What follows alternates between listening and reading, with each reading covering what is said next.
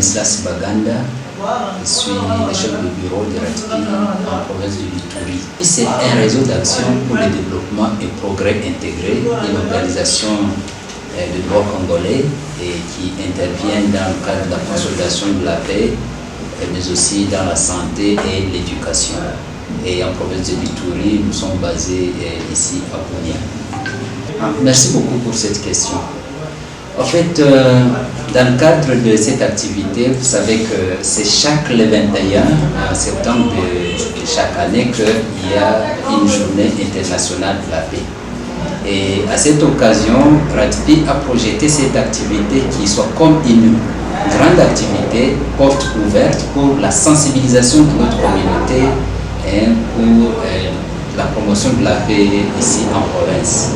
Et c'est dans ce sens que RADPI a pu inviter non seulement les autorités politico-administratives, tous les acteurs qui interviennent dans le secteur de la paix, mais aussi tous les leaders communautaires afin que chacun puisse donner sa contribution à cette journée et qu'ensemble sensibilisions notre communauté pour la promotion de la paix. Et cette journée est célébrée sur les thèmes promouvoir la culture de la paix. Promouvoir la culture de la paix, c'est un élément très capital parce qu'on ne peut pas avoir un développement sans paix. Et donc, si nous développons cette culture de la paix, c'est-à-dire nous allons devoir entrer dans la vision même du gouverneur de la province qui est aussi invité à cette activité pour non seulement le lancement mais aussi passer son message de paix. Et là, nous serons non seulement dans sa vision et aussi celle de chef de l'État qui veut qu'il stabilise la zone pour un développement intégral. Et pour votre information, cette activité est financée par Trocaire dans le cadre de son projet SASP, c'est-à-dire un programme irlandais de la société civile. Et c'est un programme de 5 ans qui a commencé à partir de l'année 2023. Nous en sommes à la 2e année. Et c'est un programme qui prend beaucoup d'acteurs. Et certains sont dans le cadre humanitaire, les autres sont dans le développement. Et RADPI est en train d'exécuter tout ce qu'il y a, est en train de coiffer, tout ce qu'il y a comme activité qui cadre avec la cohésion sociale ou cohabitation pacifique. Notre visée, donc notre objectif, c'est de rappeler encore la communauté que la paix, c'est une obligation pour le développement. Et donc, ça sera une sensibilisation de masse. Et à l'occasion, vous aussi, journalistes, vous qui êtes les 4e pouvoirs, vous allez aussi vulgariser ces messages de la paix afin que tout le monde s'implique. Parce que la paix, ce n'est pas l'apanage d'un individu, mais c'est tout le monde qui doit s'impliquer pour que nous vivions dans la cohésion et cette cohésion qui pourra nous amener à un développement de notre participants, comme je l'ai dit, ils sont nombreux.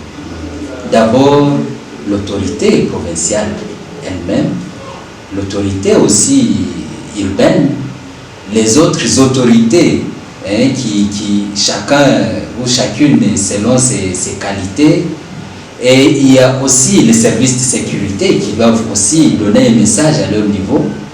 Tous les acteurs ou certains acteurs qui interviennent dans la cohabitation pacifique ou la consolidation de la paix, ils sont aussi appelés.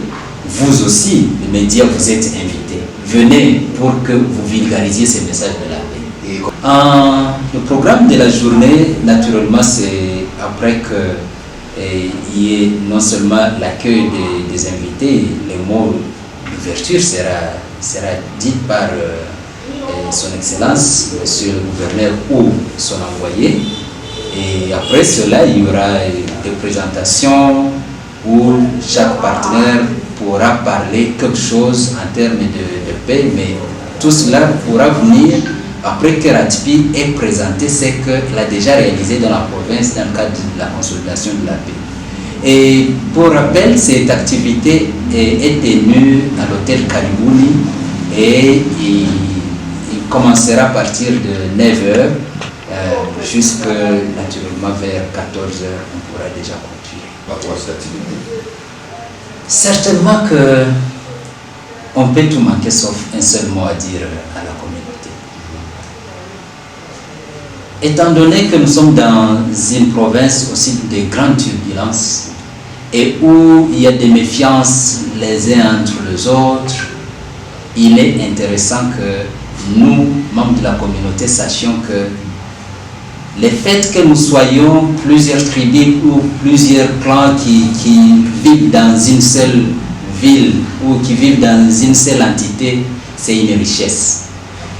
Et cette richesse, si on la combine, nous allons devoir arriver à un grand développement. Et donc, construire la paix, c'est quelque chose d'intéressant pour que non seulement nous nous développions, mais aussi nous développions aussi notre propre communauté. Et donc, capitaliser la diversité pour que ensemble nous construisons la paix, et cela pourra nous aider à aller de l'avant.